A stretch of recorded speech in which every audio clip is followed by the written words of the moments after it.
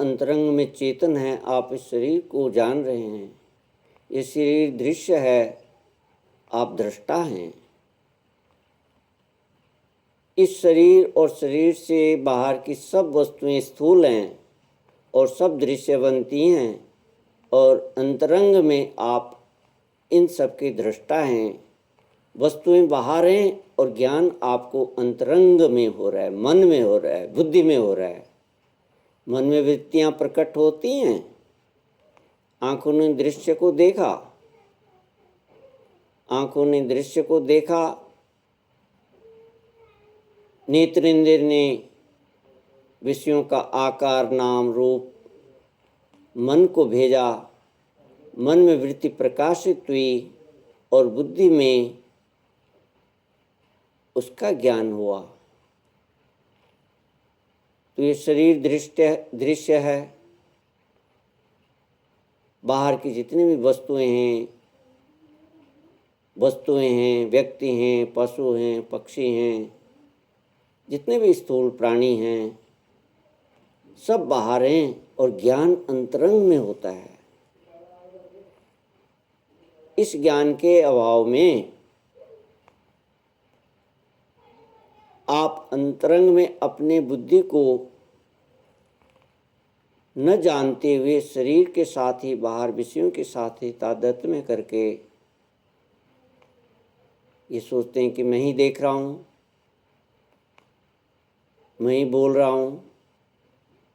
लेकिन अंदर में जानने वाली बुद्धि है, जानने वाली बुद्धि है।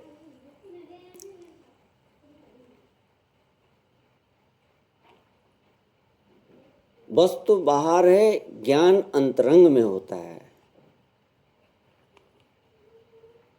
आप दृष्टा हैं, अंदर से दृष्टा हैं। जब ज्ञान होता है तो दृष्टा बनते हैं। जब ज्ञान नहीं होता तो आप शरीर के साथ तादात्म्य करके वस्तु का भोक्ता बनते हैं।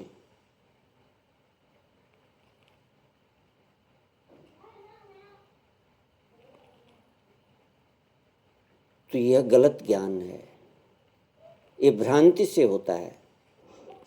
भ्रांति के कारण शरीर और मैं में कोई भेद नहीं होता।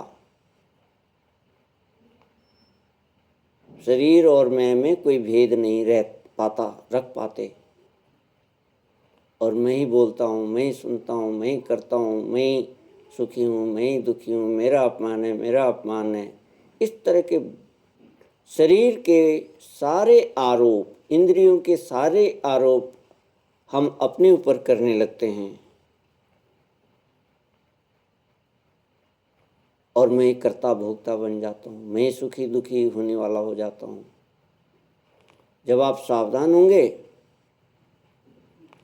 तो देखेंगे कि यह शरीर है और शरीर में रोग है, ये शरीर है और शरीर को सर्दी लग रही है, मुझे नहीं लग रही है, मैं तो अंदर से देख रहा हूँ। मैं शरीर को और शरीर पर होने वाले द्वंद्वों को देखता हूँ, देखने वाला हूँ। मैं साक्षी हूँ, मैं दृष्टा हूँ, मैं भोक्ता नहीं हूँ। लेकिन भ्रांति के कारण, विस्मृति के कारण मैं भोक्ता, शरीर के तादात्म्य करके मैं भोक्ता, मैं करता। और यही दुख है।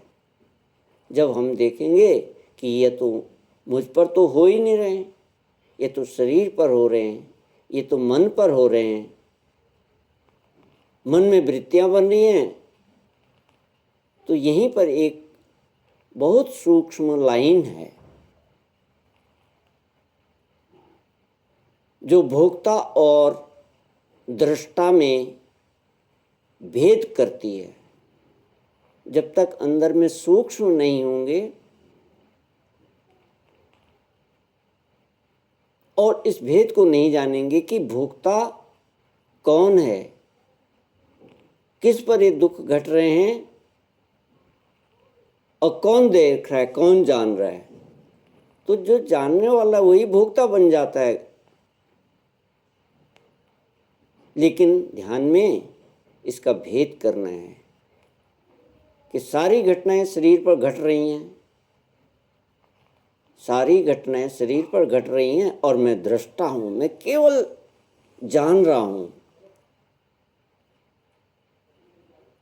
मैं केवल जानने वाला हूं, केवल दृष्टा हूं, साक्षी हूं। बस यह ऐसे ही है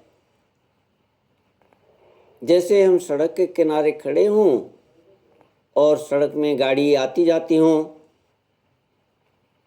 और उसमें लोग बैठे हों। तो एक गाड़ी गई, दूसरी आई, तीसरी आई, ऐसे चलते रहते हैं और मैं सड़क के किनारे उन सब का साक्षी होता हूँ, दृष्टा होता हूँ।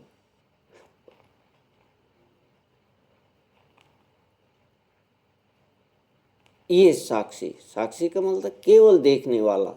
तो मैं देखने वाला हूँ, मैं साक्षी हूँ, मैं कर्ता भोक्ता नहीं हूँ, मैं साक्षी। शब्द कानों में पड़ रहे हैं, कानों ने शब्द की वृत्ति मन तक भेजी, मन में उपस्थित चेतन ने उस वृत्ति को प्रकाशित किया और मुझे पता चला, मुझे ज्ञान हुआ कि ये शब्द है, इसका ये अर्थ है। इसी तरह से पांचों ज्ञानेंद्रियां अपने अपने अपने विषय लेकर मन को देती हैं, मन में उसका ज्ञान प्रकाशित होता है। वृत्ति का ज्ञान, वृत्ति में जो विषय होता है उसका ज्ञान बुद्धि में होता है। मन में वृत्ति प्रकाशित होती है और ज्ञान बुद्धि में होता है। तो मैं साक्षी हूँ, न मैं ये शरीर हूँ, न शरीर के ये सारे उद्वेग मेरे हैं, ये सारे शरीर पर घट रहे हैं, मेरा इनसे कोई लेना देना नहीं है, मैं तो सिर्फ साक्षी हूँ। जब इस स्तर पर हम अपना चिंतन करेंगे तब दुखों से हम अपने आप को अलग कर सकेंगे, तब संसार से अपने को अलग कर पाएंगे, तब सत और असत वस्तु का विवेक कर पाएंगे। जितनी भी वस्तुएं मन में प्रकाशित होती हैं वो सब असत हैं, वो सब आने जाने वाली हैं, सब उत्पन्न और नष्ट होने वाली हैं, सब नष्ट होने वाली हैं। तो उनका मेरा कुछ भी संबंध नहीं है, उनका और मेरा कोई संबंध नहीं है। वो वृत्तियां आती हैं और चली जाती हैं, वो वृत्ति मात्र हैं। तो उन सब वृत्तियों से अपना तादात्म्य समाप्त करके मन में अपनी वृत्ति उत्पन्न करें, अपने स्वरूप की वृत्ति। ये सारी वस्तुएं जड़ हैं और अंदर में जानने वाला मैं चेतन है, चेतन।